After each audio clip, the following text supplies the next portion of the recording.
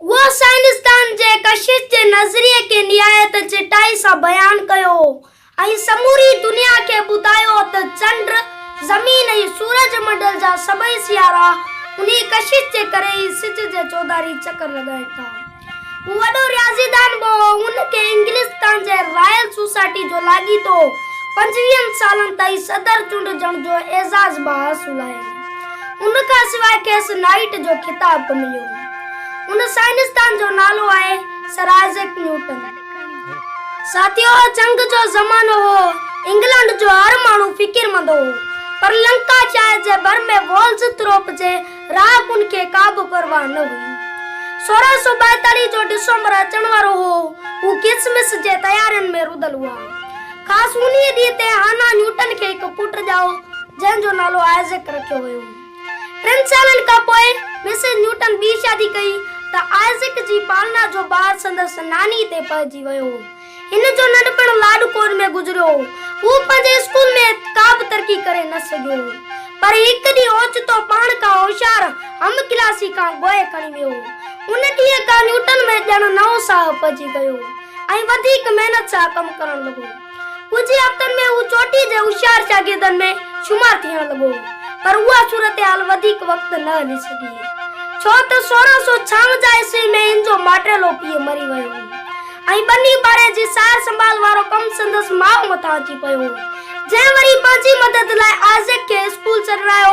उन वक़्तु मुस्तक़बिल जे हिन मौजूदे जी उमिरि 14 साल हुई। साथियों, आइज़ैक जो मन बनी बारे में बिल्कुलु न लॻो।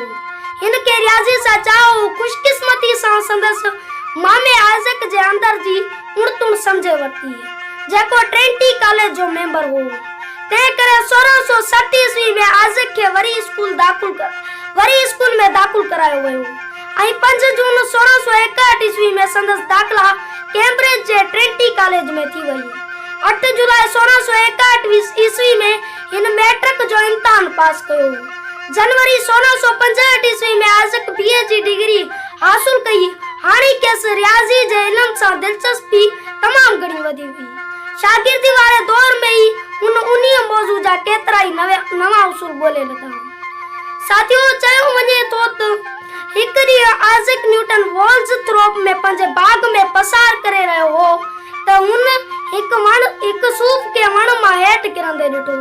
हू सोचण लॻो, हर शइ ज़मीन ते ई छो थी किरे, कंहिं ॿिए पासे छो न थी वञे।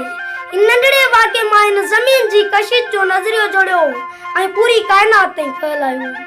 हू चंड जे चक्कर ते पहिरियों बि सोचींदो हो, पर हिन नज़रिए सां ॻाल्हि साफ़ ज़ाहिर थी पई। हू सम्झी वियो त न फ़क़ति असांजी ज़मीन में कशिश मौजूदु आहे, पर चंड, सिज ऐं ॿियनि आसमानी जिस्मनि में बि इहा सिफ़त मिले थी। हक़ीक़त में हिकु बि मादी जिस्म ॿिए खे पंहिंजे तरफ़ छिकींदो आहे। साथियों, 1667 ईस्वी में आइज़ैक न्यूटन कैम्ब्रिज वापसि मोटी आयो ऐं खेसि ट्रिनिटी कॉलेज में फेलू मुक़ररु कयो वियो। हिन कुझु ॿिया साल बि रोशनी ते तहक़ीक़ी कमु कयो। दूरबीनी खे बहितर बणाइण में बि वक़्तु गुज़ारियो। साॻे ई साल हिन अहिड़ी पहिरीं दूरबीनी बणाई जेका रोशनी खे मोड़े सघंदी हुई, जंहिंजी डेघ रुगो 6 इंच हुई, पर उन वसीले न्यूटन मुश्तरी नाले सियारे या गिरह जा चंड पिण ॾिसी वरिता। उन खां पोइ ईंदड़ हयतदाननि उन्ही उसूल पाटंदड़ वधीक बहितर क़िस्म जूं दूरबीनियूं जोड़ियूं। साथियों, 1669 ईस्वी में न्यूटन खे ट्रिनिटी कॉलेज में प्रोफेसर मुक़ररु कयो वियो ऐं 2 सालनि खां पोइ हू रॉयल सोसाइटी जो मेंबर बि चूंडियो वियो। न्यूटन प्रिज़्म वसीले रोशनी ते वधीक तजुर्बो कंदे उहो नतीजो कढियो त रोशनी असुल में मुख़्तलिफ़ रंगनि जे केतिरनि ई शुआनि जो मेड़ आहे, जेका प्रिज़्म मां गुज़रण खां पोइ धारदार हिसनि में विरहाइजी वञे थी। अहिड़नि तजुर्बनि सबबि ॿियनि साइंसदाननि जी बि दिलचस्पी वधी ऐं न्यूटन जी मशहूरी इंग्लैंड खां सवाइ सॼे यूरोप में पखिड़िजी वई। साथियों, न्यूटन जे नज़रियनि ते ॾाढो बहस मुबाहिसो थियो। के ताईद कई त के रद ॾिनो। नतीजो उहो निकितो त न्यूटन जा तजुर्बा वधंदा रहिया ऐं रोशनी ते तहक़ीक़ जो सिलसिलो जारी रहियो। हिन जेकी बि नज़रिया क़ाइमु कया उहे 1801 ईस्वी ताईं समूरा सही सम्झा वेंदा रहिया। साथियों 1675 ईस्वी में न्यूटन के रॉयल सोसाइटी जो फैलू बनायो हुयो। इन जो सब का वडो कम कशिश शकल ग्रेविटी वारे नजरिए के फैलाणो हो। न्यूटन ही असा के पूरी कायनात जे एड़े गुछ का वाकुफ कयो। संदस किताब प्रिंसिपिया जेको 1686 ईस्वी में शाया थियो ऐं अज ताईं मशहूर आहे उन मौजू सां वास्तो रखे थो। साथियों न्यूटन 1692 ईस्वी का 1694 ईस्वी ताईं ॾाढो बीमार थी रहियो हो। खेसि रात जो निंड बिल्कुल न ईंदी हुई ऐं रगन जी छिक सबब सॼे यूरोप में अफवाह पकड़जी वियो त आइज़ैक न्यूटन चरियो थी पियो ऐं उनखे चरियन जी अस्पताल में दाख़िल करायो वियो। खुदा कने उहा मुसीबत दूर थी। उन विच में संदस साथियारन हिन वारे कम के अॻिते वधायो।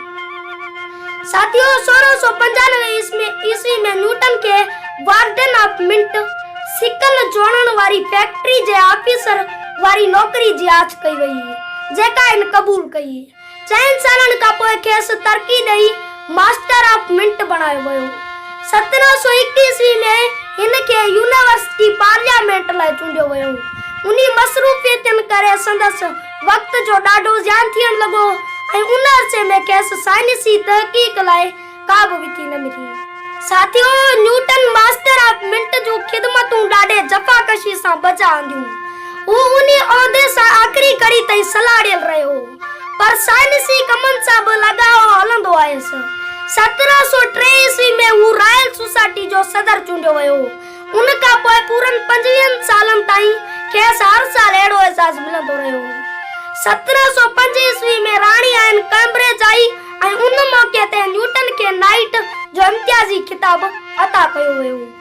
साथियों 1727 ईस्वी जे इब्तिदा में आइज़ैक न्यूटन वरी ॾाढो बीमार थी पियो। संदस सेहत कुछ वक्त खां लागी तो खराब रहण लगी ऐं मुख्तलिफ रोगन सबब 20 मार्च 1727 ईस्वी में हू कंसगटन में वफ़ात करे वियो ऐं 28 मार्च ते खेसि वेस्टमिनिस्टर एबी में दफनायो वियो। 1731 ईस्वी में संदस एजाज़ में उते एक यादगार जोड़ायो वियो।